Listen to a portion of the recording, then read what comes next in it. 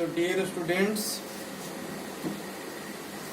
आज हमारा blue colour का मार्कर जो है वो काम नहीं कर रहा है, तो सॉरी फॉर दैट। ठीक है, आज हम ब्लैक और रेड कलर का इस्तेमाल करेंगे। ठीक है, ओके। तो देखें हमारा नेक्स्ट क्वेश्चन। ठीक है, हमने सब्स्टिट्यूशन मेथड और एलिमिनेशन मेथड ये दोनों पढ़ लिया था। ठीक है, तो इसी में अब देखते हैं हमारा अगला एग्जाम्पल। ठीक है, अगला एग्जाम्पल है हमारा this.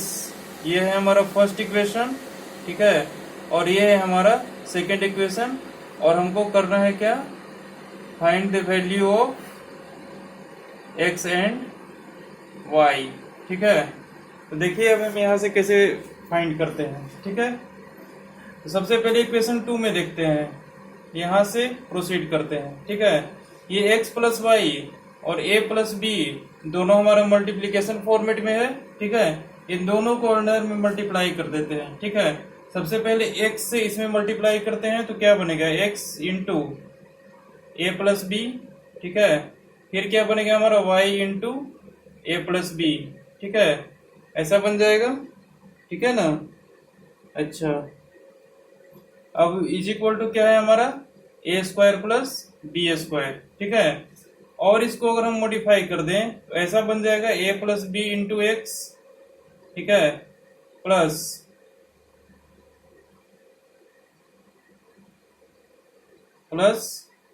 A plus b into y is equal to a square plus b square. ठीक है, ओके। तो ये हमारा सेकंड इक्वेशन हमारा इस फॉर्मेट में आ गया।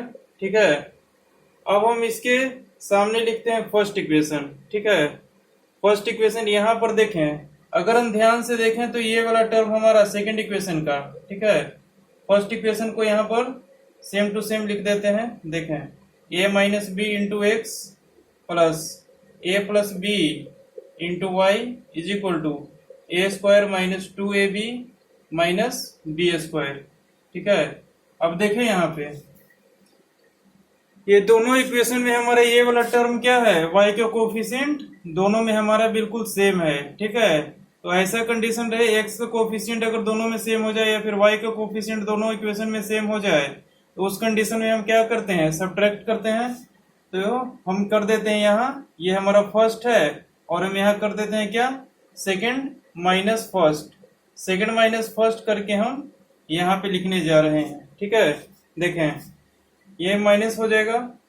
ठीक है, ये एरो को हटा दे, थोड़ी देर के लिए कंफ्यूजन क्रिएट करेगा। ठीक है, समझ लीजिए ऊपर वाले में से नीचे वाले को सब्ट्रैक्ट कर रहे हैं। ठीक है, सब्ट्रैक्ट करने के बाद हमारा क्या रिजल्ट आता है, ये देखिए, ये हो जाएगा निगेटिव, ये हो जाएगा पॉजिटिव, ये हो जाएगा पॉजिटिव।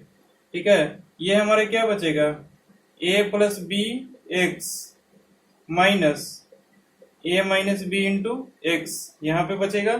ठीक है, और ये हमारा इक्वल एंड अपोजिट साइन का है। ठीक है, इक्वल इन क्वांटिटी है और अपोजिट इन साइन है, तो दोनों कैंसिल हो जाएगा। ठीक है, क्योंकि ऊपर नीचे दोनों सेम है, अपोजिट साइन का है, कैंसिल हो जाएगा। ठीक है, यहाँ देखिए ये भी वही है, ऊपर नीचे सेम साइन है, सेम क्वांटिटी है और अपोजिट साइन है, तो ये दोनों कैंसिल हो जाएगा। ठीक है, ये देखें क्या हो जाएगा, इक्वलिटी के बाद में ये हो जाएगा प्लस 2ab, इसको लिख देते हैं plus 2ab plus b square. ठीक है, और फिर यहाँ पर क्या है हमारा, प्लस में बी स्क्वायर। ठीक है, ऐसा टर्म हमारे पास आ गया। ठीक है, अब देखें यहाँ पे x को अंदर में मल्टीप्लाई कर देते हैं, इस x को भी अंदर में मल्टीप्लाई कर देते हैं। देखें, ax plus bx minus ax plus bx हो जाएगा। उसके बाद देखें यहाँ पर क्या हो जाएगा, 2ab प्लस 2b स्क्वायर। ठीक है, अच्छा, अब यहाँ पर देखें ये पॉजिटिव में x है, निगेटिव में x है, ये दोनों कैंसिल हो जाएगा। ये पॉजिटिव bx है, ये भी पॉजिटिव bx है, तो इसको क्या लिख देंगे, 2bx ऐसा लिख सकते हैं। ठीक है, इज इक्वल टू यहाँ पे क्या हो जाएगा, 2b दोनों में से कॉमन ले लिया। ठीक है, तो अंदर में क्या बचा, a प्लस b। ठीक है, 2ab यहाँ हो जाएगा, 2b स्क्वायर उधर हो जाएगा। ठीक है, यहाँ बचा क्या हमारा, a प्लस बी। ठीक है, अच्छा, अब यहाँ से देखिए 2b और 2b कैंसिल हो रहा है दोनों साइड में, ठीक है, इधर भी मल्टीप्लीकेशन में इधर भी मल्टीप्लीकेशन में, इसको इधर ले जाएंगे तो डिवाइड में जाएगा, कैंसिल होकर क्या हो जाएगा 1 हो जाएगा। दैट इंप्लाइज हमारा क्या है x is equal to a plus b आ गया यहाँ से, ठीक है, x इज इक्वल टू हमारा a प्लस बी आ गया, ठीक है। अच्छा अब इस x is equal to a plus b को, ठीक है, हम ऊपर वाले में या फिर नीचे वाले में किसी इक्वेशन एक में पुट करके हम देख लेंगे कि y का कितना वैल्यू आ रहा है, ठीक है। x तो हमारा फाइंड हो गया, अब देखते हैं y का क्या कंडीशन होता है। इसको मिटा देते हैं, इसके बाद देखो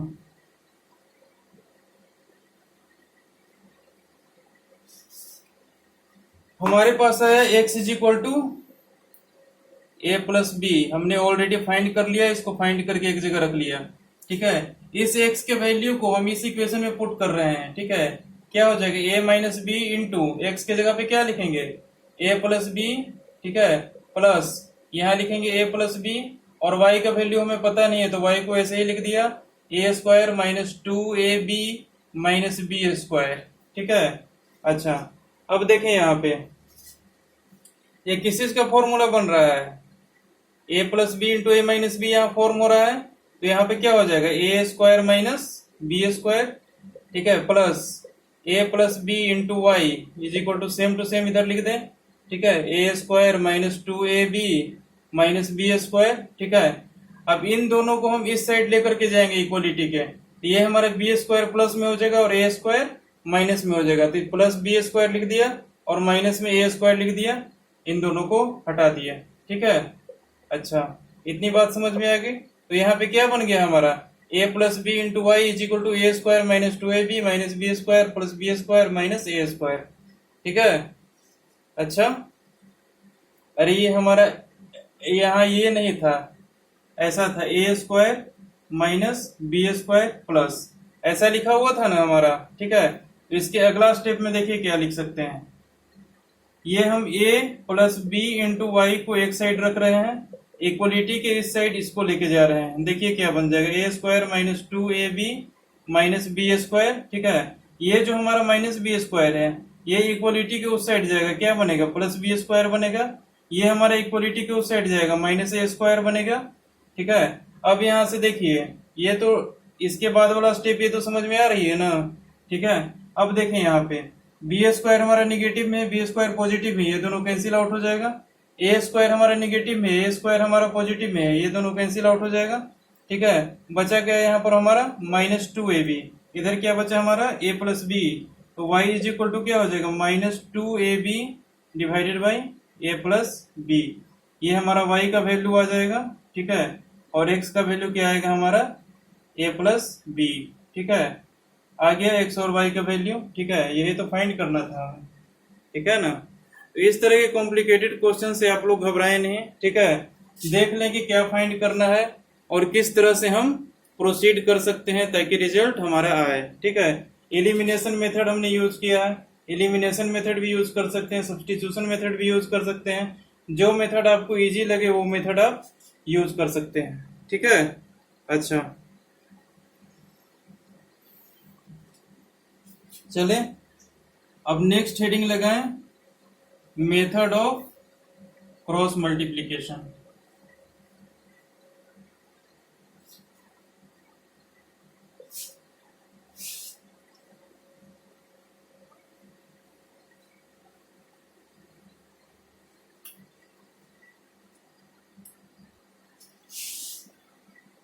देखिए मेथड ऑफ क्रॉस मल्टीप्लिकेशन, हमने दो मेथड पढ़े हैं, पहला 3 मेथड पढ़े हैं हमने, ग्राफिकल मेथड, सेकंड में सब्स्टिट्यूशन मेथड, थर्ड में हमने एलिमिनेशन मेथड पढ़ा, अब फोर्थ में हम पढ़ेंगे क्या मेथड ऑफ क्रॉस मल्टीप्लिकेशन। इसी टाइप के 2 इक्वेशन हमारे दिए रहेंगे, ठीक है, उसको एक और मेथड से हम सॉल्व करते हैं जिसका नाम दिए हैं हमने क्रॉस मल्टीप्लिकेशन, ठीक है। कुछ कुछ जगह पर ऐसा हो जाएगा कि वो क्वेश्चन सॉल्व होगा ही नहीं, ठीक है, सीधा हमको क्रॉस मल्टीप्लिकेशन लगाना पड़ेगा तभी वो क्वेश्चन सॉल्व होगा, ठीक है, ना वो सब्स्टिट्यूशन से सॉल्व होगा ना वो एलिमिनेशन से सॉल्व होगा, ठीक है। जब ये दोनों मेथड से सॉल्व नहीं हो कोई क्वेश्चन तो उस क्वेश्चन में हम मेथड ऑफ क्रॉस मल्टीप्लिकेशन का अप्लाई कर सकते हैं, ठीक है।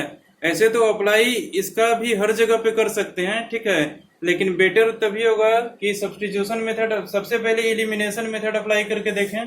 अगर वो हो रहा है तो उससे इजी मेथड दूसरा नहीं है, ठीक है। अगर उससे नहीं हो रहा है एलिमिनेशन मेथड से तो सब्स्टिट्यूशन मेथड अप्लाई करें। और सब्स्टिट्यूशन मेथड से भी अगर कॉम्प्लिकेटेड फॉर्मेट आ जाता है या फिर नहीं सॉल्व होता है तो आप क्रॉस मल्टीप्लिकेशन लगा सकते हैं, ठीक है। क्रॉस मल्टीप्लिकेशन से ऐसा कोई क्वेश्चन नहीं है जो सॉल्व नहीं होगा, ठीक है, क्योंकि इसका खासियत मैं अभी बताने जा रहा हूँ, ठीक है।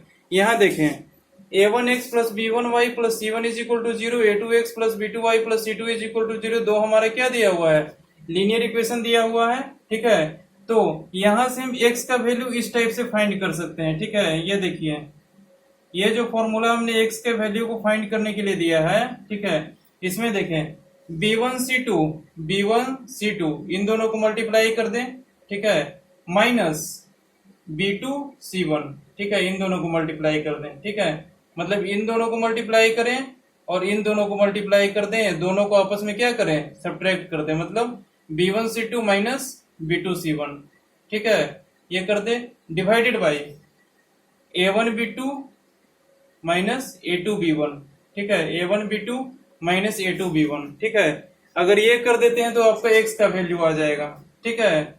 अच्छा, y का वैल्यू फाइंड करना है तो क्या करेंगे, c1a2, ठीक है, c1a2 इसके साथ क्रॉस कर दें, ठीक है, c1a2, ठीक है ना, यहां से ये एरो को मिटा देते हैं तब आपको अच्छी तरह समझ में आएगा, ठीक है।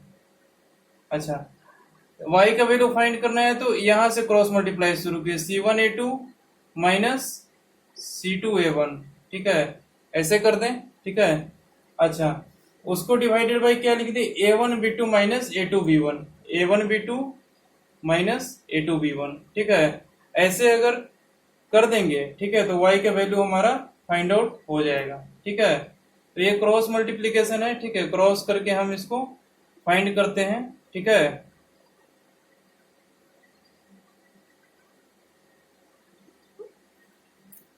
यहाँ पर क्या लिखा हुआ था, a2x plus b2y plus c2 is equal to 0, ठीक है। तो x का वैल्यू हम इस टाइप से फाइंड कर सकते हैं और y का वैल्यू हम इस फॉर्मूले से फाइंड आउट कर सकते हैं, ठीक है। तो यहाँ पर टोटल क्वेश्चन क्यों बनेगा, क्योंकि लीनियर इक्वेशन को, ठीक है, किसी भी लीनियर इक्वेशन को हम इस फॉर्मेट में लिख सकते हैं, a1x plus b1y plus c1 is equal to 0। अगर वो दो वेरिएबल में है तो linear equation in two variable अगर है तो उसको इस फॉर्मेट में लिख सकते हैं। इक्वेशन अगर इस फॉर्मेट में नहीं दिख रहा है, ठीक है, तो इस फॉर्मेट में उसको कन्वर्ट कर दें। इस फॉर्मेट में दो इक्वेशन अगर कन्वर्ट हो जाएंगे, ठीक है, तो जिस टाइप के भी इक्वेशन रहे, ठीक है, अगर हम इस फॉर्मूले में पुट कर देंगे, ठीक है, एक्स और वाई का वैल्यू इजीली फाइंड आउट हो जाएगा, ठीक है। ये भी हम इजी मेथड ही मान सकते हैं, लेकिन आपको यहाँ पर क्या होगा, कॉम्प्लिकेटेड फील होगा, क्योंकि आपको क्रॉस मल्टीप्लाई करने में कंफ्यूजन हो सकता है, ठीक है। स्टार्टिंग में आपको समस्या होगी, लेकिन इसका यूज करना जब आप सीख जाइएगा तो आप इससे बहुत सारे क्वेश्चन इजीली सॉल्व कर सकते हैं, ठीक है। अच्छा, इसका एक और फॉर्मेट है, ठीक है, ये भी कहीं कहीं एप्लीकेबल है। ये कुछ नहीं है, ये इसी से डिराइव्ड है, ठीक है। हमारा इस दोनों इक्वेशन से, ठीक है, ऊपर में मल्टीप्लाई करके सब्ट्रैक्ट करके, ठीक है, हमने LHS और RHS में कोई ऑपरेशन अप्लाई किया था, ठीक है। ऑपरेशन अप्लाई करने के बाद हमने ये रिजल्ट लाया है, x इज इक्वल टू इतना, y इज इक्वल टू इतना, ठीक है। वो डेरिवेशन में नहीं बता रहा अभी, ठीक है, वो बहुत कॉम्प्लिकेटेड है, ठीक है, और डेरिवेशन की आपको जरूरत भी नहीं है, ठीक है, समझ में भी आ जाएगा, ठीक है। आप किसी बुक से देख लेना डेरिवेशन, उसकी आवश्यकता नहीं है, ठीक है। तो देखें, x इज इक्वल टू हमारा ये हो जाएगा, y इज इक्वल टू हमारा आएगा, ये आ गया हमारा वैल्यू, ठीक है। फिर ये जब फॉर्मूला हमने निकाला x और y का, ठीक है, इससे हमने डिराइव किया है इसको, ठीक है। ये कुछ नहीं है, यही चीज लिखा हुआ है, ठीक है। जैसे देखिए, इसको क्रॉस कर दें, ठीक है, तो क्या बन जाएगा, x into this is equal to this, ठीक है। हमारे लिखो x बाई b1c2, ठीक है, x by b1c2 minus b2c1, यही लिखा हुआ है ना। ये बाई ये इज इक्वल टू हम क्या लिख सकते हैं, ये लिख सकते हैं, ठीक है। ऊपर में y, ये दोनों हमें हमारा क्या है, कॉमन है, a1b2 a2b1, a1b2 a2b1 दोनों में कॉमन है, ठीक है। तो उसी प्रकार से करके हमने दोनों को इक्वल पुट करके, ठीक है, यहीं से हमने डिराइव किया है, ठीक है। अब आपको समझ में आ गया तो अच्छी बात है, नहीं समझ में आया तो कोई बात नहीं, ठीक है। आप इन दोनों को सेपरेटली याद रखना, ठीक है। ये दोनों फॉर्मेट हमारा क्रॉस मल्टीप्लीकेशन का है, दोनों हमारा सिचुएशन के बेस्ड पे यूज होता है, ठीक है। डिफरेंट डिफरेंट सिचुएशन में हम एक्स और वाई का वैल्यू फाइंड करना रहता है तो डायरेक्ट हम ये पुट कर देते हैं, ठीक है। और अगर के का वैल्यू फाइंड करना होता है, ठीक है, कहीं पर के छुपा दिया, यहाँ पर के लिख दिया, यहाँ पर और कुछ रख दिया, ठीक है, उस कंडीशन में हम इस टाइप से क्रॉस मल्टीप्लीकेशन का यूज करके, ठीक है, और हम उस इक्वेशन में के का वैल्यू फाइंड कर सकते हैं, ठीक है। तो कहीं कहीं वर्ड प्रॉब्लम में भी ये इस्तेमाल में आएगा, ठीक है, और एक्सरसाइज में तो इस्तेमाल में आना ही है। तो इसके बाद वाला एक्सरसाइज जो है आप क्रॉस मल्टीप्लीकेशन मेथड से ही सॉल्व करें, ठीक है। इसके कुछ एग्जांपल्स मैं करके बता देता हूं, ठीक है, ताकि आपको कुछ समझ में आए, ठीक है। तो लिखें एग्जांपल। हमको दो इक्वेशन दिया हुआ है, साइमल्टेनियस इक्वेशन, और इसको बोला है क्रॉस मल्टीप्लीकेशन मेथड से सॉल्व करने के लिए, ठीक है। ये फॉर्मूला पहले नोट कर लें।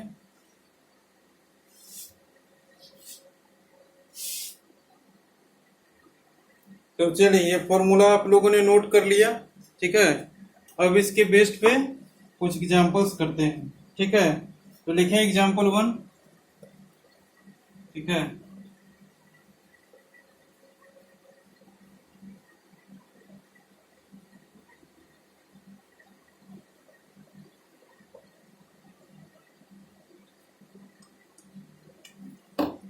हमको सॉल्व करना है, क्वेश्चन दिया है हमारा, ये देखें, 2x plus 3y is equal to 17, 2x plus 3y is equal to 17, और दूसरा इक्वेशन दिया है हमारा 3x minus 2y is equal to 6, 3x minus 2y is equal to 6। ये दोनों इक्वेशन को हमें सॉल्व करना है, x और y हमको फाइंड करना है, ठीक है। तो कैसे करेंगे देखें, हमको क्रॉस मल्टीप्लीकेशन मेथड अप्लाई करना है। हमारे पास दो इक्वेशन दिया हुआ है, एक ये और एक ये, ठीक है। हम अगर क्रॉस मल्टीप्लाई करते हैं तो इसको क्या लिखेंगे, a1, इसको क्या लिखेंगे b1, और इसको क्या लिखेंगे c1, ठीक है। अच्छा, अब एक और बात देखें, ये हमारा किस फॉर्मेट में दिया हुआ है इक्वेशन, ये देख लें, ठीक है। इसको इस फॉर्मेट में कन्वर्ट कर लें, बिल्कुल सेम टू सेम फॉर्मेट होना चाहिए, ठीक है। तो इस फॉर्मेट में कन्वर्ट करने के लिए 17 को हमको इस साइड में लाना पड़ेगा, 2x plus 3y minus 17 is equal to 0, ठीक है। दूसरा इक्वेशन क्या बन जाएगा हमारा, 3x minus 2y minus 6 is equal to 0, ठीक है। अच्छा, अब इन दोनों इक्वेशन में देखें, हमको क्लियरली दिखेगा, ठीक है। x इज इक्वल टू हम यहाँ पे क्या लिख सकते हैं, देखें, x is equal to b1c2, ठीक है। इसमें b1 कौन सा है, पहले डिनोट कर देते हैं, ये है हमारा a1, ये है b1, ये है c1, ठीक है। ऐसे लिख सकते हैं इसको, इसको भी ऐसे लिख सकते हैं, ठीक है। c1 है माइनस 17, ठीक है। ये है हमारा a1, ये है हमारा a2, ठीक है। ये है हमारा b2 और ये है हमारा c2, ठीक है। इसको प्लस का साइन दे दें, -2 हमारा अंदर में है, ठीक है। ऐसे करके लिख सकते हैं, ठीक है ना।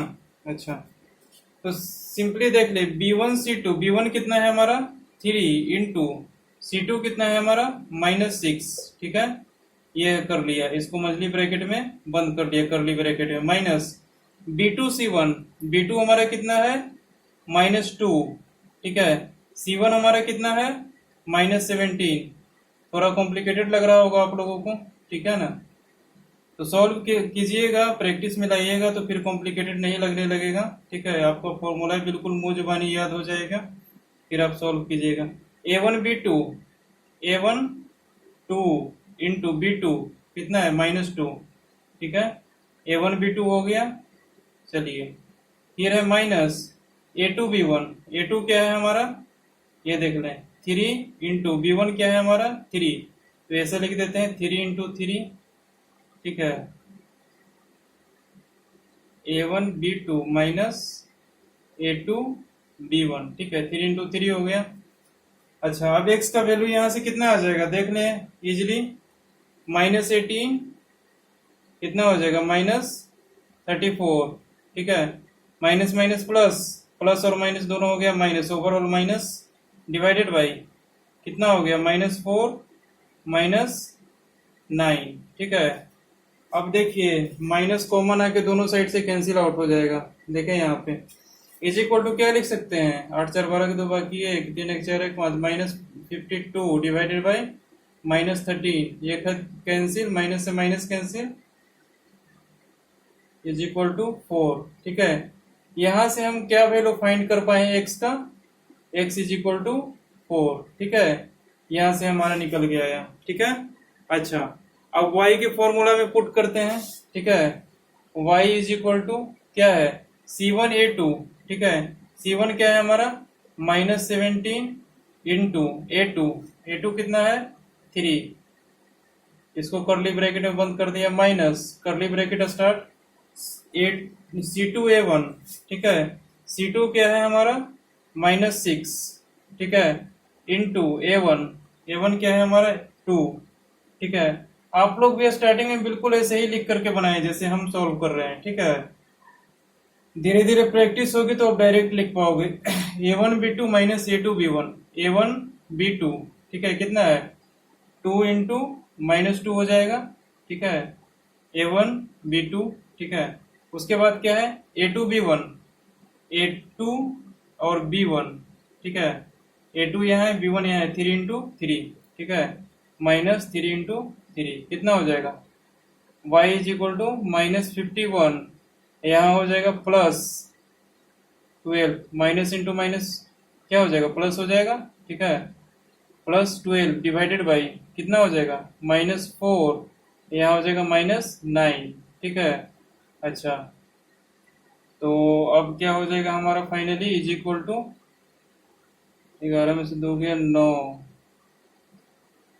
ये हो गया हमारा 4 में से गया 3, ये हो गया -39 डिवाइडेड बाई -13, ठीक है, दोनों निगेटिव हो गया, cancel, y is equal to 3 आ गया, यानी कि यहाँ से y इज इक्वल टू कितना आ गया 3, बस x इज इक्वल टू 4 और y इज इक्वल टू 3, ठीक है। ये हमारा क्या हो गया, इस इक्वेशन का सॉल्यूशन हो गया, ठीक है। बस कुछ नहीं, x और y की जगह पे वैल्यू पुट करके हमको आंसर ले आना है, ठीक है।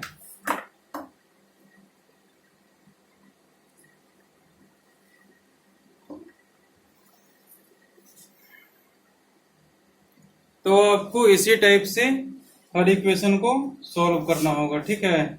अच्छा जैसे अगर मान लिया जाए कि कोई भी इक्वेशन हमारा दिया रहे जो इस फॉर्मेट में नहीं है, तो इसको इस फॉर्मेट में लाएं, उसके बाद डायरेक्ट एक्स और वाई के फॉर्मूले में पुट कर दें, आंसर आ जाएगा, ठीक है। और कहीं कहीं रहेगा कि फाइंड द वैल्यू ऑफ के, ठीक है, तो उसमें क्या करना है हमारा, नीचे वाला जो फॉर्मूला हमने लिखा था x बाई इतना, y इज इक्वल टू इतना, इज इक्वल टू 1 बाई इतना, ऐसे करके लिखा था ना, ठीक है।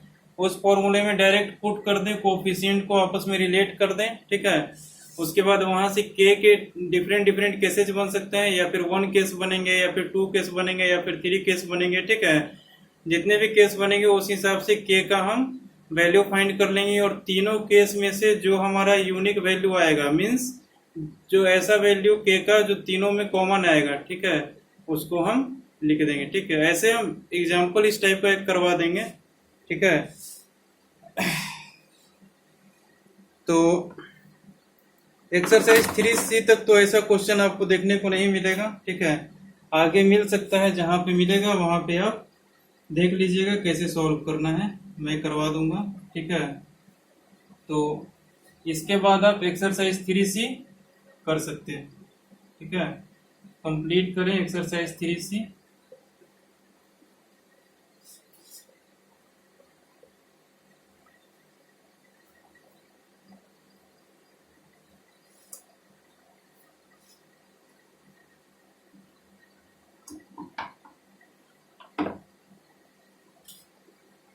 कंप्लीट एक्सरसाइज 3C, ठीक है। 3C कंप्लीट करने के बाद, ठीक है, नेक्स्ट टॉपिक है हमारा conditions for solving of linear equations, ठीक है, इसको भी देख लीजिए, ठीक है ना।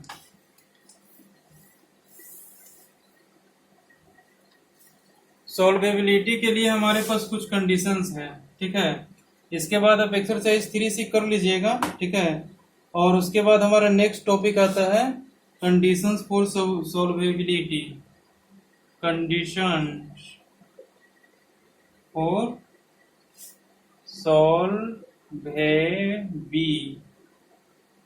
सॉल्वेबिलिटी, जो भी लिखना है यहाँ लिख दीजिए, सॉल्वेबिलिटी ऑफ लीनियर इक्वेशन, ठीक है।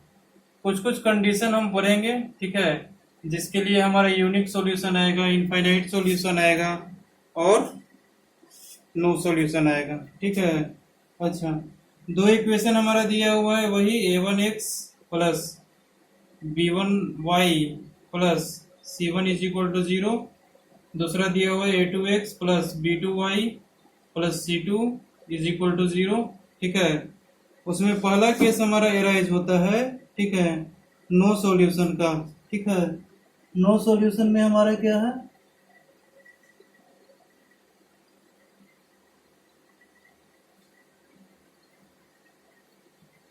हाँ, तो पहला केस एराइज होता है क्या, देखिए, no solution if a1 by a2 is equal to b1 by b2 is not equal to c1 by c2, ठीक है। अगर ये कंडीशन है हमारा, ठीक है, तो उस इक्वेशन का हमारा नो सॉल्यूशन आएगा, ठीक है, ठीक है। अच्छा, पहला केस हमारा क्या बना, no solution if a1 by a2 is equal to b1 by b2 is not equal to c1 by c2, ठीक है। a1 बाई a2 पुट करेंगे, ठीक है, is equal to b1 by b2 with sign, ठीक है। ये सब हमको क्या लिखना है, विथ साइन लिखना है, ठीक है। बिल्कुल हमारा इस फॉर्मेट में इक्वेशन को कन्वर्ट कर देना है और बिल्कुल हमारा a1 की जगह a1 लिखना है, a2 की जगह a2 लिखना है, ठीक है। ऐसे लिख करके हमको चेक करना है कि a1 by a2 is equal to b1 by b2 is not equal to c1 by c2 है कि नहीं है। अगर ये कंडीशन आ रहा है, ठीक है, तो उस दो इक्वेशन का हमारे पास नो सॉल्यूशन आएगा। मतलब क्या होगा, उसका ग्राफ प्लॉट करेंगे तो वो पैरेलल लाइंस आ जाएंगे, ठीक है, कहीं पे कट नहीं करेंगे, मींस नो सॉल्यूशन, ठीक है। अच्छा, सेकंड कंडीशन क्या कहता है कि यूनिक सॉल्यूशन होगा, ठीक है, मतलब एक सॉल्यूशन आएगा, यानी x और y का सिर्फ सिंगल वैल्यू आएंगे, ठीक है। Unique solution if a1 by a2 is not equal to b1 by b2, ठीक है। a1 by a2 is not equal to b1 by b2, ठीक है। अगर ये कंडीशन हमारा आ रहा है, ठीक है, a1 बाई a2 चेक करेंगे कितना आ रहा है और b1 बाई b2 चेक करेंगे कितना आ रहा है, ठीक है। अगर ये दोनों हमारे पास इक्वल आ रहे हैं, ठीक है, तब यूनिक सॉल्यूशन नहीं होगा। अगर ये दोनों हमारा नॉट इक्वल आ रहे हैं, ठीक है, मतलब इक्वल नहीं है, ठीक है, तो हमारा यूनिक सॉल्यूशन आएगा। मतलब x का कुछ वैल्यू, y का कुछ वैल्यू। यहाँ पर x और y का कोई वैल्यूज नहीं आएंगे, यहाँ पर x और y का सिर्फ सिंगल वैल्यू आएंगे, ठीक है। और तीसरा कंडीशन कहता है क्या, ठीक है, कि ये हमारा दूसरा कंडीशन हो गया। अब तीसरा कंडीशन में है हमारा, ठीक है, इनफाइनाइट सॉल्यूशन, ठीक है। मतलब ये कि दोनों लाइन एक दूसरे पे ओवरलैप कर जाएंगे, ठीक है। कब होगा ये कंडीशन, जब इफ, ठीक है, a1 by a2 is equal to b1 by b2 is equal to c1 by c2, ये दोनों तीनों हमारा इक्वल अगर हो जाएंगे, a1 by a2, b1 by b2 और c1 बाई c2, ठीक है, तब हमारे पास इनफाइनाइट सॉल्यूशन उन दोनों इक्वेशन के आएंगे, ठीक है। ये हमारा इक्वेशन नंबर 1 है और ये हमारा इक्वेशन नंबर 2 का जनरल फॉर्म है, ठीक है। ये दोनों इक्वेशन में, ठीक है, देख रहे हैं नो सॉल्यूशन कब होगा, जब हमारा a1 by a2 is equal to b1 by b2 is not equal to c1 by c2 होगा। दूसरा यूनिक सॉल्यूशन कब होगा, जब a1 by a2 is not equal to b1 by b2 होगा। इनफाइनाइट सॉल्यूशन कब होगा? जब a1/a2 is equal to b1/b2 is equal to c1/c2। इस केस में हमारा x और y का अनगिनत वैल्यू आ जाएंगे, ठीक है, इतने वैल्यू जाएंगे जिसको कि हम गिन नहीं सकते हैं। यहाँ पर हमारा x और y का सिर्फ सिंगल वैल्यू आएंगे, x का एक वैल्यू आएगा, y का एक वैल्यू आएगा, लेकिन इसमें हमारा x और y का एक भी वैल्यू नहीं आएगा, ठीक है। याद रखिएगा इन तीनों कंडीशन, ठीक है। इन तीनों कंडीशन हमको चेक करने के लिए देगा यूनिक सॉल्यूशन है कि इनफाइनाइट सॉल्यूशन है कि नो सॉल्यूशन आएगा, ठीक है। अगर हमारा यूनिक सॉल्यूशन आता है तो दोनों का सॉल्यूशन फाइंड कीजिए। तो सॉल्यूशन फाइंड करना तो आपको अच्छी तरह से आता है, elimination method, substitution method, cross multiplication method, तीनों में से कोई मेथड लगा के हम उसका सॉल्यूशन फाइंड कर देंगे, ठीक है। और अगर चेक करने के लिए बोलेगा तो ये हम अप्लाई करके देख लेंगे, ठीक है, कि हमारा यूनिक सॉल्यूशन आ रहा है कि इनफाइनाइट सॉल्यूशन आ रहा है कि नो सॉल्यूशन आ रहा है। ओके, ठीक है। तो इस पे बेस्ड हम एक एग्जांपल करते हैं, ठीक है ना। देखें,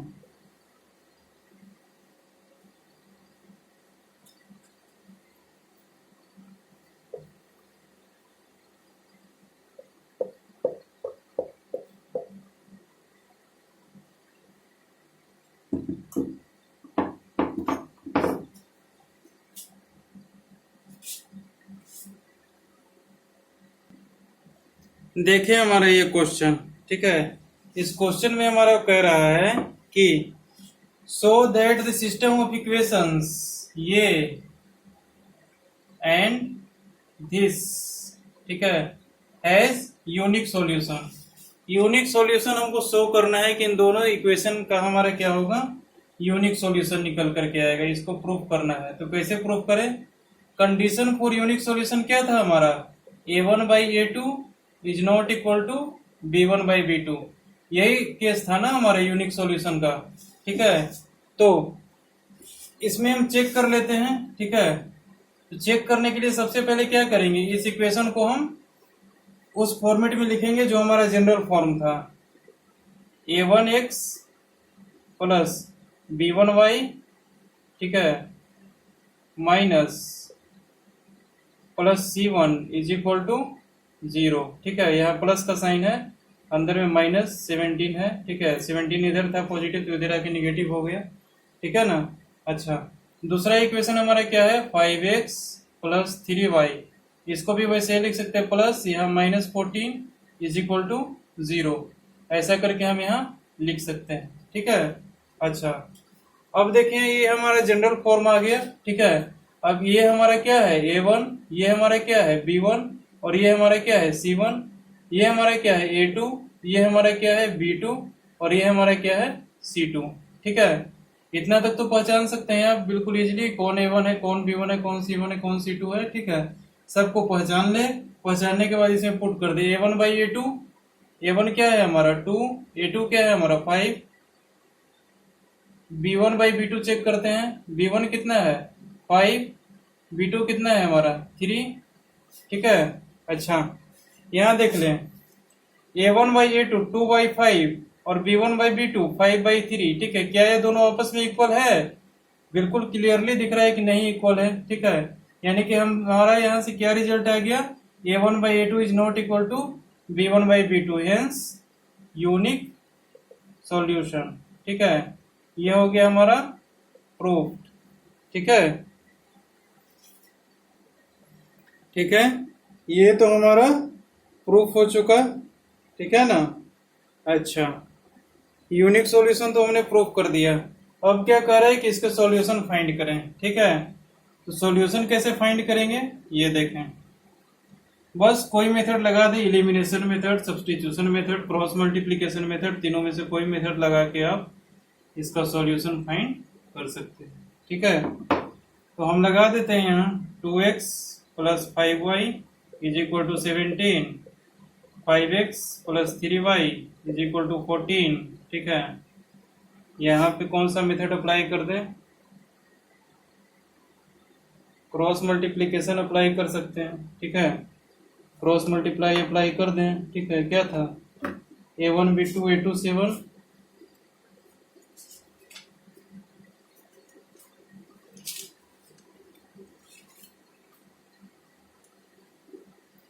B1 C2 B2 C1, ठीक है। x इज इक्वल टू क्या था, बी B1 C2, B1 क्या है हमारा 3 इंटू C2,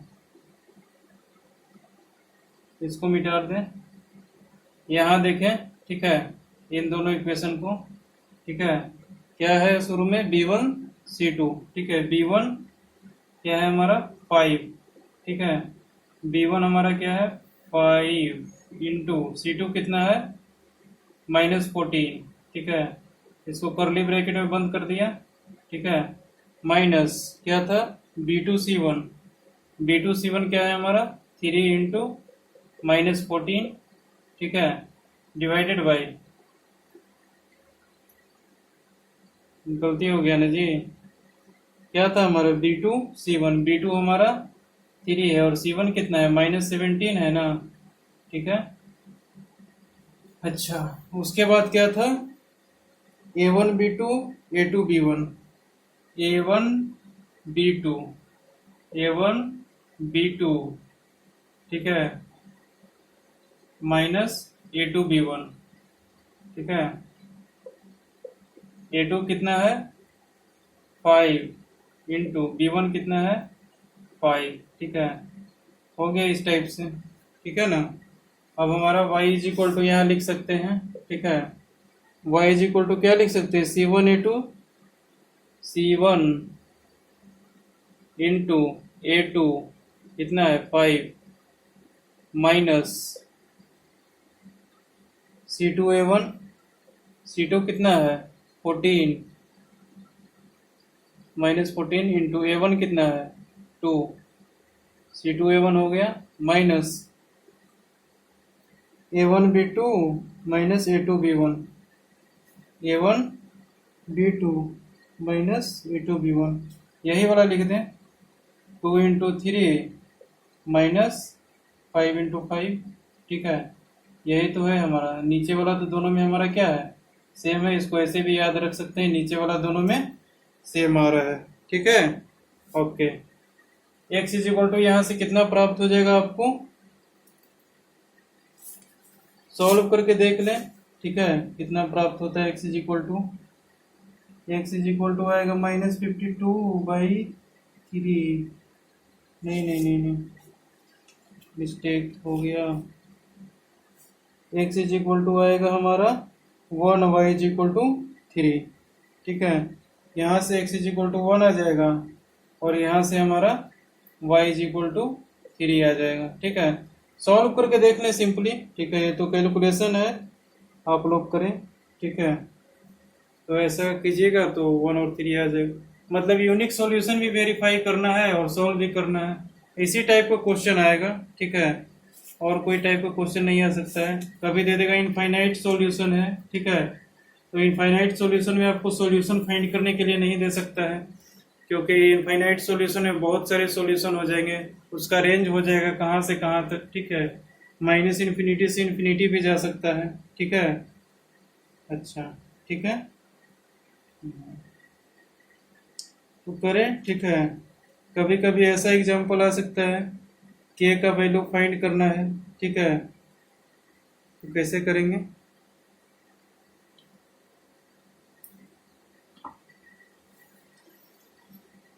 एक टाइप का और एग्जाम्पल देखें, ठीक है, आपको आइडिया लग जाएगा, इस टाइप के क्वेश्चंस आ सकते हैं।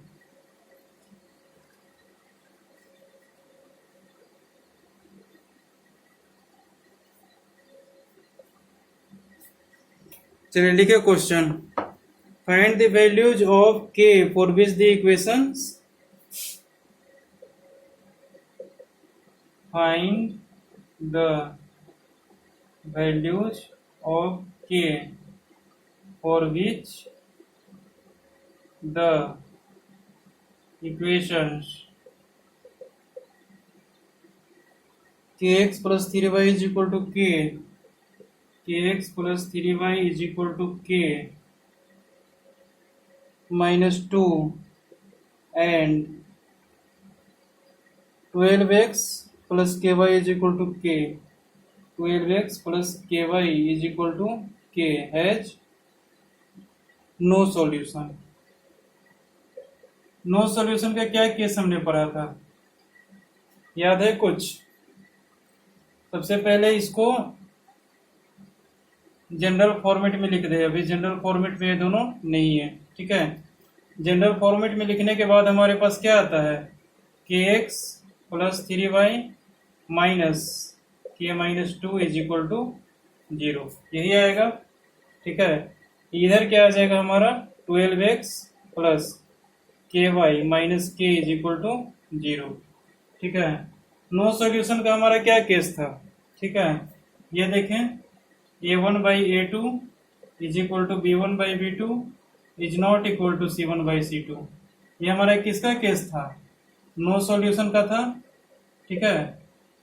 तो इस केस को हम चेक कर लेते हैं, ठीक है। a1/a2 क्या हो जाएगा हमारे पास, k/12 b1/b2 3/k is not equal to c1/c2 कितना है, माइनस के माइनस 2, ठीक है, माइनस डिवाइडेड बाई माइनस के, ठीक है। दोनों निगेटिव है तो आपस में कैंसिल आउट हो जाएगा, उसकी बात अलग है, ठीक है। यहां से देखें क्या आ जाता है, हमारे पास दो केस बन सकते हैं, ठीक है। पहला केस बनेगा क्या, case 1 k/12 is equal to 3/k। दूसरा केस हमारा क्या बनेगा, ठीक है, 3/k is not equal to k minus 2/k, ठीक है। यहां से k का वैल्यू फाइंड करते हैं, क्या आता है, k² is equal to 36, k is equal to plus minus 6।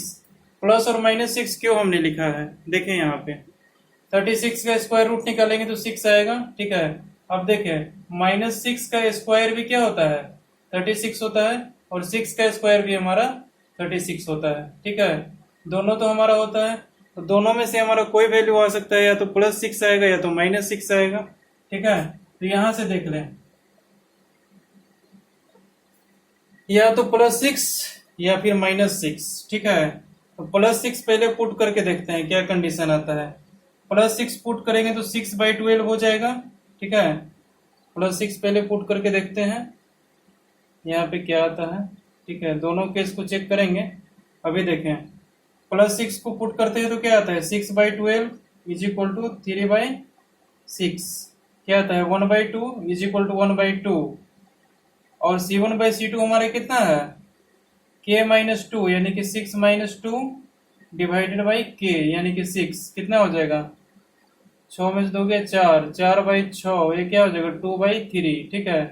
ये तो हमारा सेटिस्फाई कर रहा है, a1/a2 is equal to b1/b2 is not equal to c1/c2 आ रहा है, अगर +6 पुट कर रहे हैं तो। अब अगर -6 पुट करते हैं तो क्या आता है, ये देखें, ठीक है। पहला केस तो हमारा ओके है, ठीक है, ये हमने प्रूफ कर लिया। अब सेकंड केस देखें, सेकंड केस हमारा क्या कह रहा है कि -6 को लेकर के पुट करते हैं, ठीक है। -6 को लेकर के देखते हैं, तो -6 लेकर देखेंगे तो -6/12 इज इक्वल टू 3/-6, ठीक है, ऐसा लिख सकते हैं। इज नॉट इक्वल टू क्या लिखेंगे, -6 - 2 डिवाइडेड बाई -6, ऐसा लिख सकते हैं, ठीक है। ये तो हमारा कैंसिल आउट हो जाएगा, ये हमारा कैंसिल आउट हो जाएगा, क्या हो जाएगा -1/2 इज इक्वल टू -1/2, ठीक है। a1/a2 is equal to b1/b2 आ गया। फिर यहाँ से क्या आता है, -8 डिवाइडेड बाई -6 आ गया, ठीक है। ये क्या हो जाएगा 4/3 is not equal to c1/c2, ठीक है। तो हमारे k का दोनों वैल्यू के लिए क्या हो रहा है, ये कंडीशन हमारा सेटिस्फाई कर रहा है। तो हमारे पास यहाँ से k के दो वैल्यूज आ जाएंगे, 6 और -6। तो यहां से हम ऐसा लिख सकते हैं k is equal to 6 and -6, ठीक है। ये दोनों वैल्यूज हमारा k के लिए सेटिस्फाई करेगा, जिसके लिए हमारे पास नो सोल्यूशन आएगा, ठीक है। तो वैल्यूज ऑफ k क्या हो जाएगा हमारे 6 एंड -6, ठीक है। बात समझ में आ गई इतना, ठीक है। इस टाइप के क्वेश्चन राइज हो सकते हैं। शो करने के लिए बोलेगा इनफाइनाइट सॉल्यूशन है कि नहीं है, तो केस लगा दें, केस लगा के अपना k का वैल्यू एडजस्ट करके फाइंड कर लें, ठीक है। इसी टाइप से के क्वेश्चंस आपको पूछे जाएंगे, ठीक है। और इसके अलावा तो किसी टाइप के पूछे नहीं जा सकते, इसी में थोड़ा कॉम्प्लिकेटेड कर देगा, तो वहाँ आपको कैलकुलेशन थोड़ा ज़्यादा करना पड़ेगा, ठीक है। बाकी एक्सरसाइज आप 3D यहाँ से सॉल्व कर सकते हैं, ठीक है। तो यहाँ से एक्सरसाइज 3D सॉल्व करें, ठीक है ना। अच्छा, एक्सरसाइज 3D सॉल्व करेंगे, ठीक है, तो आपको 3C या और 3D दोनों में से किसी क्वेश्चन में डाउट आता है तो आप पूछ सकते हैं, ठीक है। और इतने टाइप के क्वेश्चंस जितने हमने करवा दिए अभी, ठीक है, उतने ही टाइप के क्वेश्चंस आएंगे। कॉम्प्लिकेटेड बनाने के लिए हमको A² B² C² D² कुछ भी दे सकता है, ठीक है। तो कॉम्प्लिकेटेड से घबराए नहीं, कैलकुलेशन करने से भागे नहीं, ठीक है। ज़्यादा से ज़्यादा प्रैक्टिस करें तो चैप्टर्स हमारा क्या हो जाएगा, स्ट्रॉन्ग हो जाएगा, ठीक है। और इसके बाद आप एक्सरसाइज 3D कंप्लीट कर लें, ठीक है। 3D में हमारा यही कंडीशन है, हमारा 3 को नो सॉल्यूशन का, इनफाइनाइट सॉल्यूशन का और यूनिक सॉल्यूशन का, इसको देखना है, ठीक है। एक और टाइप का देख लें, ठीक है। होमोजीनियस सिस्टम किसको कहते हैं, ठीक है, होमोजेनियस सिस्टम। दो हमारे पास इक्वेशन दिया हुआ है, A1x plus B1y is equal to 0, A2x plus B2y is equal to 0, ठीक है। ऐसा जो हमारा इक्वेशन रहेगा, ठीक है, इसको क्या बोलेंगे हम, होमोजीनियस सिस्टम बोलेंगे, ठीक है। क्योंकि ये देखिए, ये जो हमारा इक्वेशन दिखा रहा है A1x plus B1y plus is equal to 0, ठीक है। तो ये जो इक्वेशन दिया जा रहा है, ठीक है, इसमें बहुत सारे कोऑर्डिनेट x और y को सेटिस्फाई करेंगे, ठीक है। मतलब ये